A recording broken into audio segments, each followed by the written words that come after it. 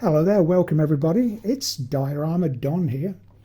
Well, I read my comments section. I like to read what you have to say or what you think about what I do. Helps me enormously. And one such comment a week or so ago was, would you make a Horsa glider? And I said, of course I will, no problem at all. Of course I'll make a Horsa glider. Horsa glider. But what is one? What the hell is it? And he replied with a link to what Horsa gliders are. And now I know all there is to know about Horsa gliders. There's plenty of stuff to look at on Google about the subject and what they were used for and how they were used in the Second World War. So this is my interpretation of a Horsa glider. In this video I will show you how I actually made the aeroplane, the glider, and in the next video I will incorporate it into a diorama. But for now it will be just how I went about making it. It's a bit bottom heavy actually. It should sit like that. It keeps clunking back there. Anyway, never mind. So, without further ado, before I forget, please subscribe to the channel. Like and subscribe, please. No charge, and you are informed when new videos come along. So let's get into this video, how I went about making it. And here we go. Okay, let's make a start then. I've got two dimensions from the internet. I couldn't get any other dimensions other than the length and the wingspan. The length is 20.4 meters, and we're working on a 1/72 scale. So the length is 28 centimeters or 11 inches. So when I go to my stationers, I'm not quite sure about you and your stationers, but I buy sheets of polystyrene, 4 foot by 30 inches. They're quite big sheets, but they sell them in three different categories. There's the cheap, the slightly more expensive, and the more expensive, and that's what I buy, because the surface is quite hard, quite crusty, if you know what I mean. It seems to be a far better quality polystyrene than the other two, and when you cut it, you get a very nice smooth finish, instead of all those pellets, those little round pellets you get when you cut the cheaper one.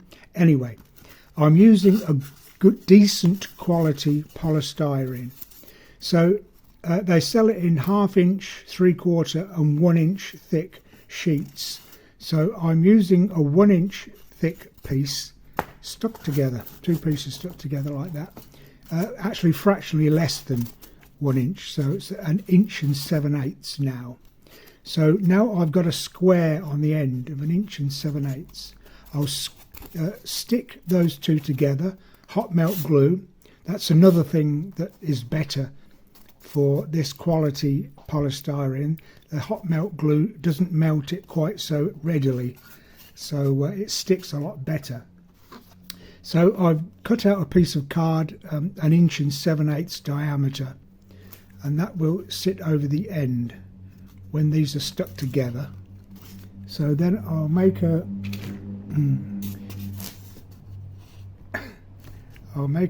mark like that, sort of 45-degree angle mark like that, and then whatever distance that is from there to there, I'll make a mark there, and the same, well, it'll be the same distance there, make a mark there. So when I've got those two marks, I can line both marks up and cut right across like that, because what we need is a cylinder. We can cut it to shape a bit later, but for the time being we need just a cylinder. So I'll stick these together. I'll mark out where I need to mark on these diagonals here, and cut straight lines across there. Once I've got that, it'll be easy then with some sandpaper to style it into a cylinder. Okay, so I'll go and do that first. So now we've got a cylinder. It looks difficult, but it's not at all. Once you've got those 8 straight lines that make up the octagon that you would draw on the end there with the circle of card, all it is a case of rounding those straight edges off, and it becomes a circle automatically. So anyway, we've got the cylinder. So we've also got the mark where we glued the 2 pieces of polystyrene together. So that's going to be a help to us. So 1 inch back from the centre line, so that's going to be our centre line where we join the 2. 1 inch back there, and then there's a centre line across the middle of the circle. About 1/4 of an inch below that, we're going to have to cut from that line down to that line. I can't do it here because it's over the top of a camera and that's impossible. I'm going to have to do it carefully on my workbench, but that's the shape that we need. From there, a straight line down to that line there. Okay, and then at the back, 4 inches or 100 mil from the back to that mark there, which is just as well, because a chunk just fell out there, so I'm going to cut that piece out anyway, so that's a good thing. So 4 inches back there, and then about half an inch up from the bottom. Again, we need to cut that shape from there up to there, and then from the, yeah, we can just see the join line there. From there, then we need to shape it to almost nothing at the back. So from that point there, we need to shape it so it's almost to a point that way. Okay, look at drawings on the internet. There are a number of very good drawings. They don't give dimensions, but they give plan drawings of what it should look like. So refer to those as best you can, and I'll go ahead and do that, come back, and we'll see what kind of mess I've made of it. So that's the shape we've got now. We've got that 1 inch from the front back there, and a cut down there, bit of a nozzle, if you like, a rounded bit at the just below the halfway line, and then cut away at the bottom. It is slightly tapered on the top, only just very slightly. So from the 2 inch diameter there, it just tapers in just a little tiny bit. And at the back, from 4 inches from the back, we cut up there, and then on the top down to there. And it's just a case of going over lightly with sandpaper until you get the desired effect. So there we go. There's the shell, the body of the aeroplane. Now the difficult bit, the wings. Well, the wings need shaping the same as this does. So what we need is polystyrene, but with the wingspan of 14.5 inches, then your polystyrene is just going to snap in half all the time. You're just going to snag it on something and it will snap. So 2 inch cardboard. Mark out the shape of the wings, which is quite easy because it's just a dead straight line at the back, and well, 14.5 inches long. That's the wingspan, 1/72 scale. find the centre line, and then 2.25 inches either side, and then 3 inches from the top down to there. That we need to cut that. Same this side, cut that, and then there's a bit of a, you'll have to look at drawings to see what kind of shape you might differ in the shape that is on the end there, but it's pretty much like that. So a kind of angle down there, and then a full radius in those two bits. Okay, so I'm explaining this so technically, and then in the middle we need that shape. So this is 2 inches, by the way, 2 inches wide.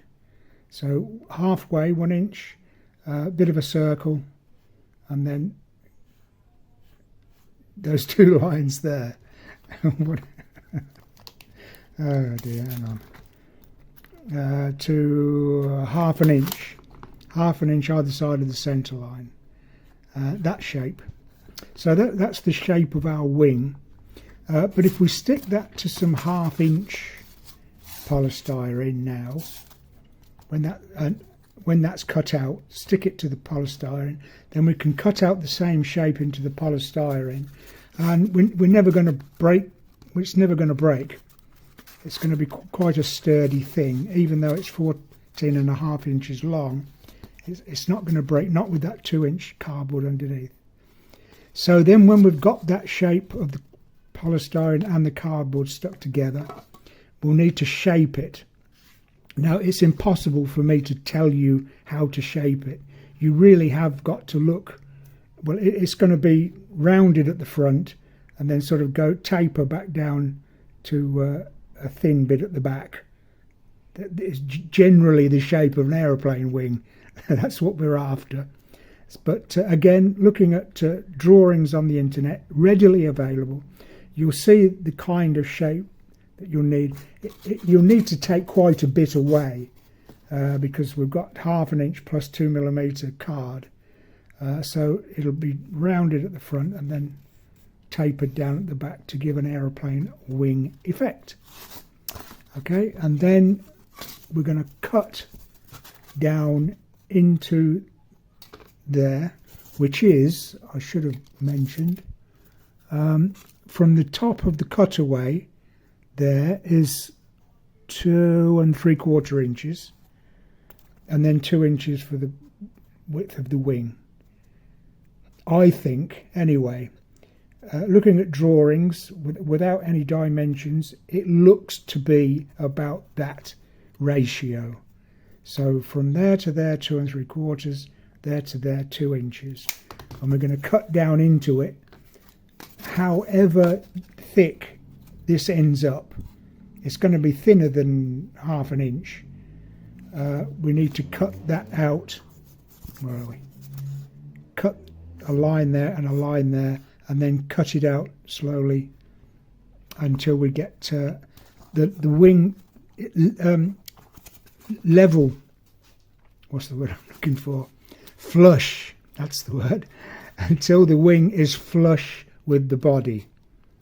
There are examples of gliders that are slightly above the body, but I think it would, well, it's up to you, but I will go for a flush fitting of the wing. So it's the same depth, same width, same... So it's the same. When you set that into the polystyrene, it's a flush straight line. I think you know what I mean.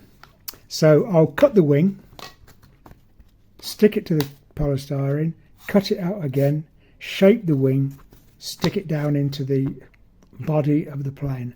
Then all we need to do is just the tail fins, which will just be 2.5 inch cardboard. So it will be easy. This is the difficult bit, the wings. But when we got that, or you'll see what job I make of it, and we'll go from there. So we've got something resembling an aeroplane now, or a glider anyway. I shaped the whole thing before I stuck it on. You can see the bevel at the front there, which was easy enough to do. Again, just cutting at an angle with a sharp knife and then rounding off with sandpaper. And again at the back there. If you look at the profile, again you will have to look on Google. The profile of the wing is something approaching that kind of shape. Maybe a little bit thick, but anyway, I cut the necessary width out of the top there and stuck that in. I did make a bit of a mistake in that I should have left where it sits in there straight. I beveled it all the way along, whereas I shouldn't have done. So I filled in the areas where it didn't look right, quite honestly. So that's all filled in with filler. And then I coated the whole thing with a watered down filler anyway, sort of painted it on. And when that was dry, I sanded it smooth, so it's a very beautiful, soft, smooth finish. Sounds like an advert for soap. So it's a very soft, smooth finish now, as an aeroplane should be. Aerodynamic, I believe it's called. So now we've got that. We're ready, almost ready for painting. But the back, well, I suppose there's a name for it. The sticky outy backy bitty wingy bit.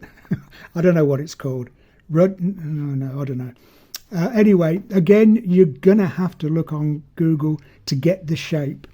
If I were to give you dimensions as to how to get this shape, we'd be here forever.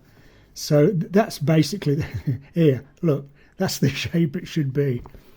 Then cut in the back about 2 inches, 2 millimeters wide gap at the back there, so that this will sit in there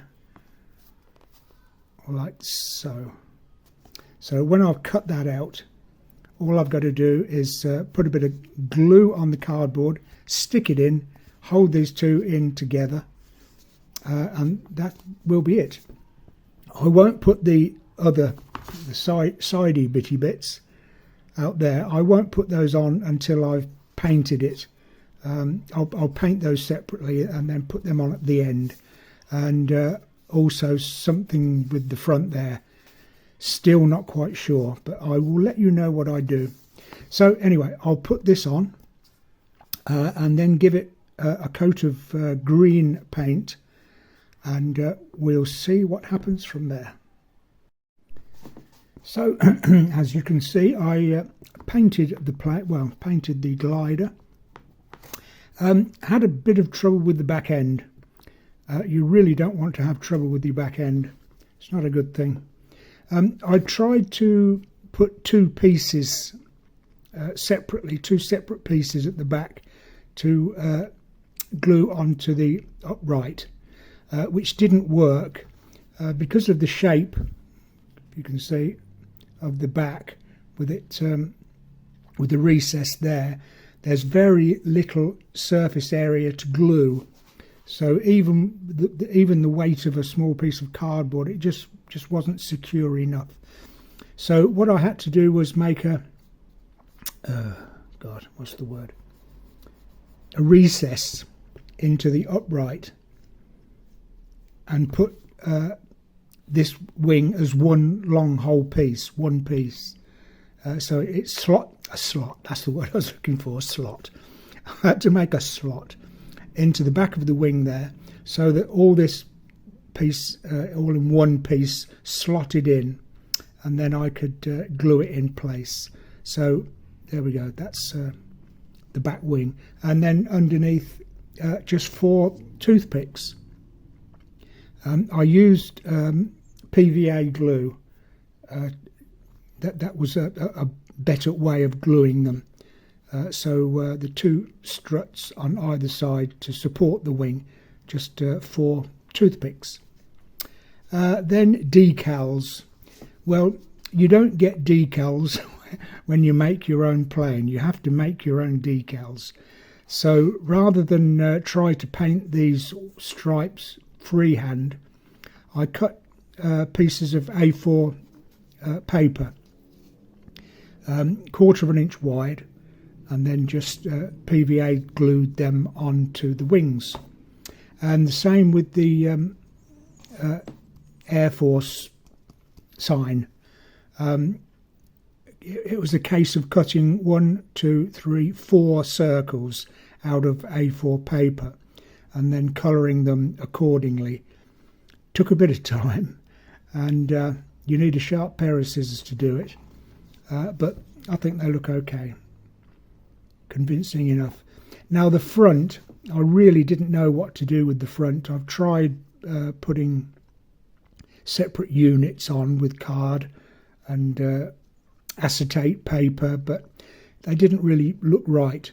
So I just painted the area white and then marked in with a felt tip pen the frame, and then from a distance give it a bit of a haze of black aerosol spray just to tone the white down. The same with the decals here.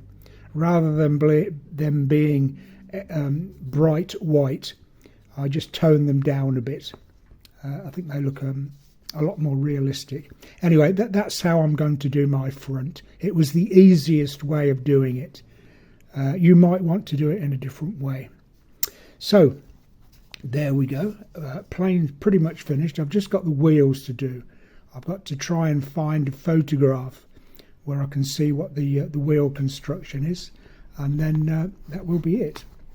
Then in the next video I will make a diorama for it, so it will be crash landing into northern France somewhere.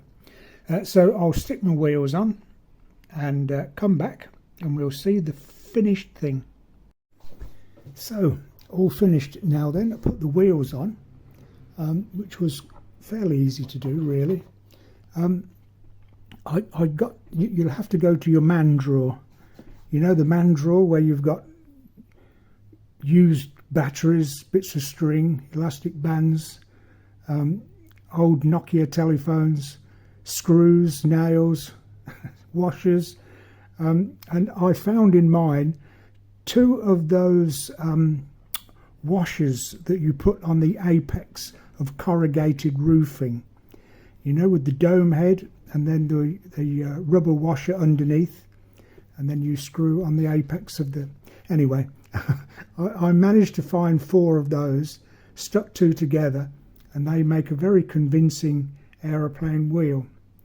The crossbar is a barbecue stick, and also that piece, easy to do because a barbecue stick has got a pointed end. This is only polystyrene, so just stick it in, cut it off, stick the wheels on with the axle, and then 4 toothpicks. That's all that is, and it looks all right. And the front wheel, it's a smaller rubber washer that I found with 2 toothpicks either side, again utilising the sharp end of the toothpick. Just stick them into the polystyrene and that's it, it's done. One front wheel. So there we go.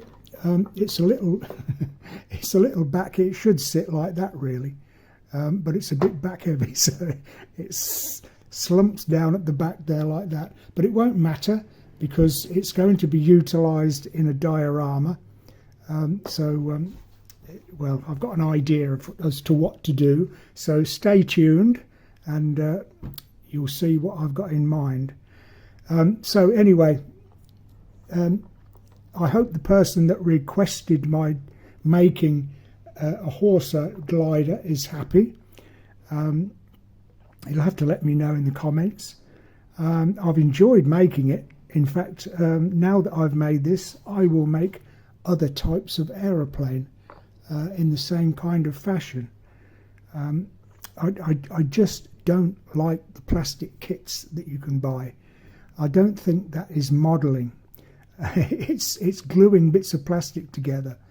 The idea of modelling is working out how to make it yourself. Oh, anyway, you got me going now. You won't stop me now. I'm on a roll.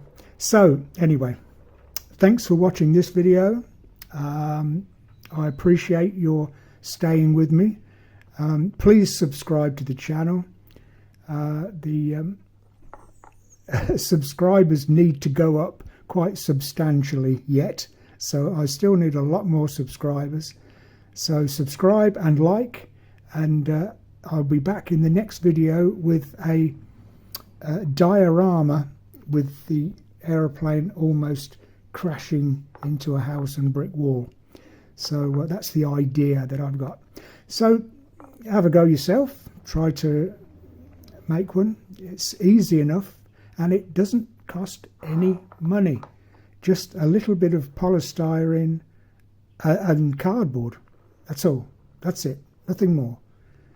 And an A4 sheet of white paper, and that's all. So thank you very much again for watching. As always, I wish you happy modelling.